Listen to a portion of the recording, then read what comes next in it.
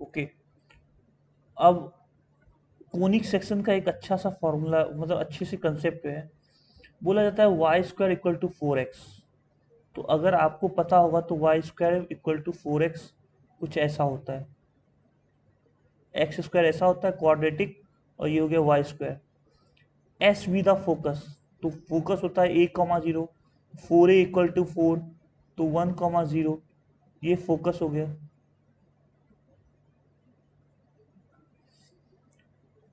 A pair of tangents drawn from the parabola p comma minus two one, p एक point है, minus two comma one, इससे tangent draw किया गया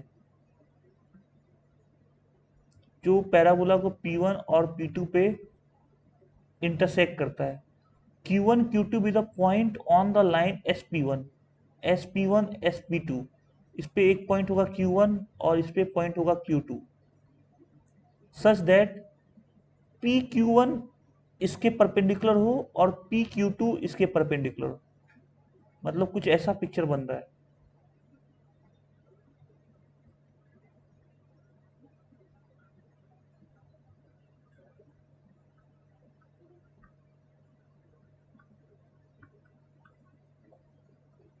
okay,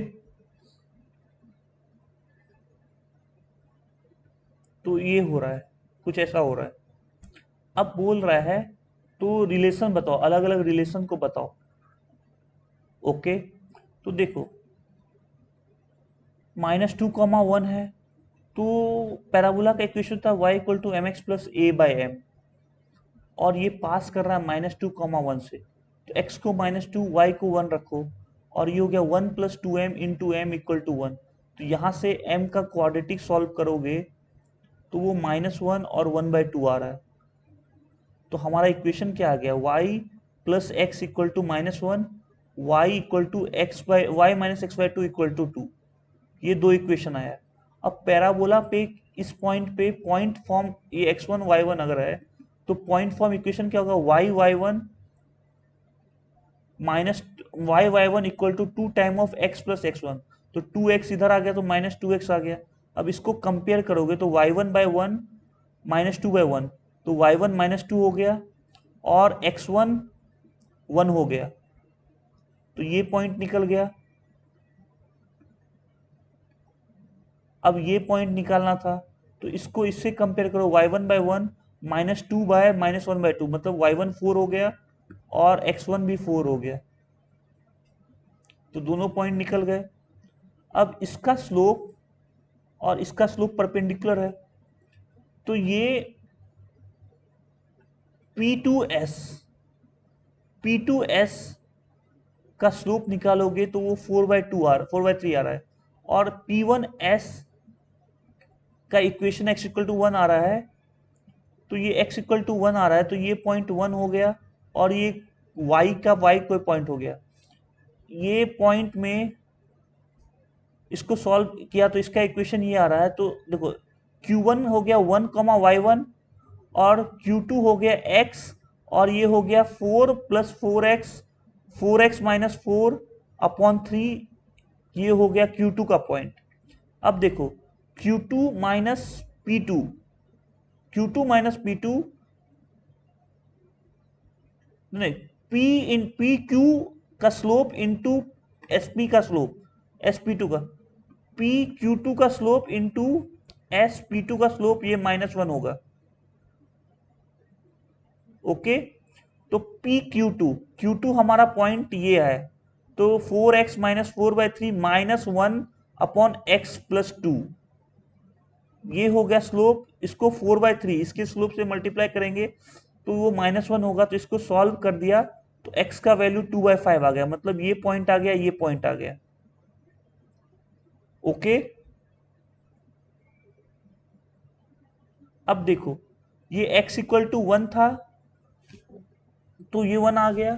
अब इसका slope निकालोगे तो परपेंडिकुलर तो आ ही जा रहा है, तो y1 का वैल्यू हमें जरूरत नहीं पड़ रहा। y1 का वैल्यू पड़ रहा है कि नहीं, y1 कैसे निकाला,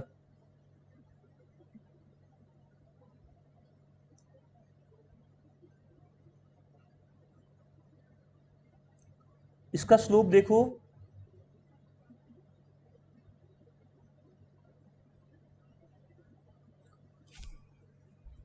इसका स्लोप और इसका स्लोप y1 कैसे 1 आया, ये तो 1 आ गया, x equal to 1, y equal to 1 कैसे आया।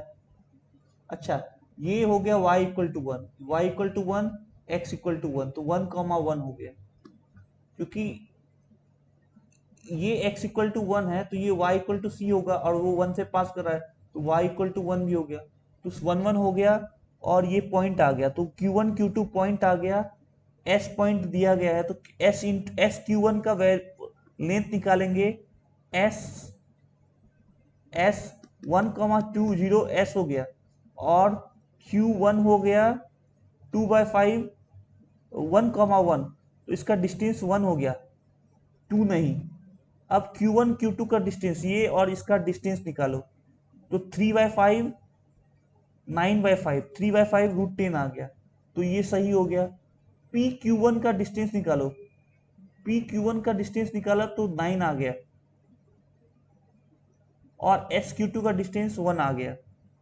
s हमारा ये है, q2 हमारा ये है, तो इसका डिस्टेंस निकालो, 3/5 4/5 1 आ गया, तो हमारा BCD आंसर आते हुए दिख रहा है। तो ये थोड़ा लेंदी ही पेपर था, ये मान लो।